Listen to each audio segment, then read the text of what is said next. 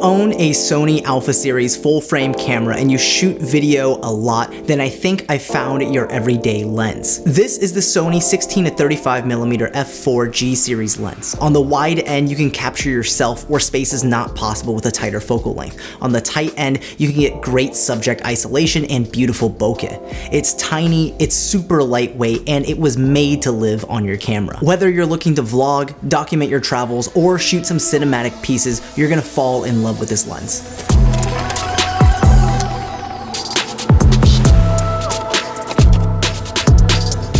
If you're interested in checking out this lens or any of the equipment I use to shoot these videos, check out the links in the description down below. To start off, I just want to say that I think this lens is great. It has some drawbacks, which we'll talk about later, but overall, it's amazing for videos, good for photos, and the compact size means you can have it on your camera body and carry it around with a neck strap without even thinking about it. It's perfect for vlogging or travels, letting you capture moments on the fly, and can still do some more serious filmmaking. When it comes to image quality, the Sony 16 to 35 f4, the image produced is a sharp one, with peak sharpness between f4 through f6.3. But overall wide at f4, you get crispy looking shots. When it comes to bokeh or the quality of the out of focus area, you're going to get nice soft backgrounds even as wide as 16mm if you're close enough to your subject. Now, of course, when we're looking at wide angle lenses, especially one that only opens up to f4, we're not super concerned with bokeh quality,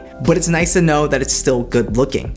Lens flares aren't as well controlled as some of my other Sony lenses, but in a practical environment when you're out and about shooting, these lens flares add a bit of character to your shot but don't completely overwhelm it. Speaking of outdoor uses, you'll see in some lenses that high contrast edges like tree branches end up with a lot of fringing, but I'm happy to report that the chromatic aberration on this lens is very, very well controlled, and I didn't see much of it in the footage I've shot so far. Overall, I'm a huge fan of the image quality and the zoom range. 16mm is perfectly wide for those self-facing shots for those of you who like to vlog, and the 35mm focal length is perfect for those medium shots to create some subject isolation. And for those of you who don't know, there's a setting in Sony cameras where you can shoot with clear image zoom, which allows you to crop in another 1.5 times, giving this lens a reach up to 50mm. On the A7 and A7R series, the image quality is nearly unaffected, while I believe on the A7S III you can still do it, but it does a bit of cropping and then internally up-reses the video back up to 4K, and while you technically do lose some image quality, it's not noticeable, especially if you're delivering your content online like on YouTube or other social platforms. But what it does let you do is carry around a tiny lens with a 16 to technically 50mm focal range, which is a huge win in my opinion. Speaking of the lens itself, let's talk about the build quality.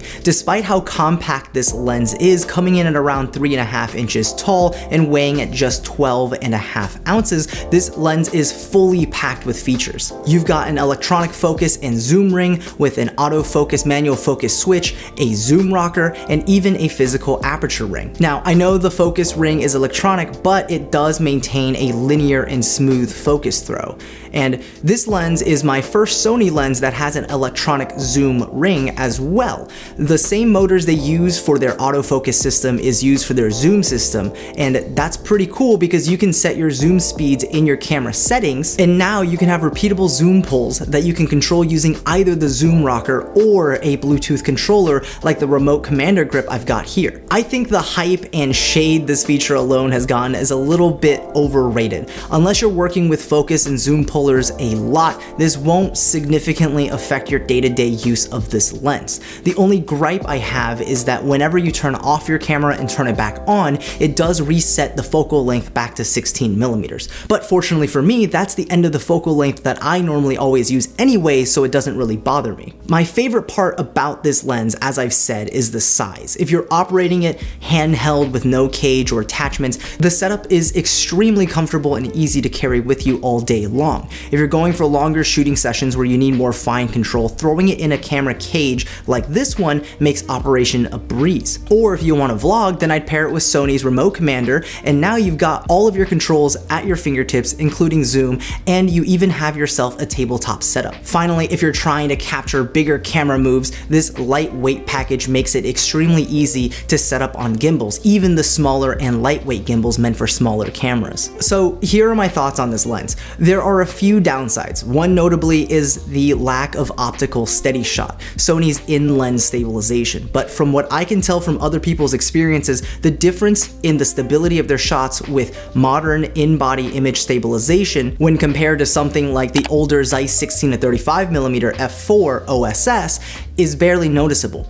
On top of that, when shooting at wider focal lengths like these, it's even less noticeable. Then there's also the fact that it only opens up to f4, making this option less appealing if you shoot a lot of low light content like concerts or indoor events. But because I use the A7S III and I can just crank up the ISO to 12,800 and shoot in low light situations like indoor scenes with no issues. Granted, you're not gonna be shooting like at night or in a club, but typical in the house kind of shots, 12,800 ISO f4 usually gets me there. Now, some might see the $1,200 price tag and think that's a bit much, which I agree if you're just starting your gear collection, but for how much of my needs it covers, it's actually pretty decently priced. And when you compare it to its bigger G Master brother, which can open up as wide as f2.8 but is much larger and heavier, that lens comes in at $2,200. At the end of the day, this lens is sharp, the autofocus is fast, it's compact, and can be my everyday video lens, and is also a great wide angle to throw on a gimbal, which is why I recommend it as the perfect wide angle everyday video lens that can live on your camera if you shoot on a Sony full frame camera. Again, if you're interested in checking out this lens or any of the equipment I use to make these videos, the links are in the description down below. Thank you for watching. I hope this was entertaining and helpful. If you want to see more content like this, don't forget to leave a like, subscribe, and get notified of when new videos are uploaded. Let me know in the comment section down below on what you think of the Sony 16-35mm f4 lens. Is it something that you want in your kit? How would you use it? And as always, I'll see you in the next video. Peace.